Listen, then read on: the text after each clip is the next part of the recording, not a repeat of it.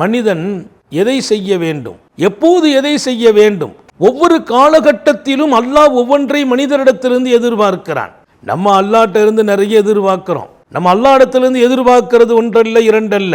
ஒவ்வொரு கட்டத்திலும் சில கையாளும் முறைகளை அல்லாஹ் நம்மிடத்தில் எதிர்பார்க்கிறான் என்கிறார்கள் ஜாஃபர் சாதிக் ரஹ்மத்துல்லாஹி அலைஹி.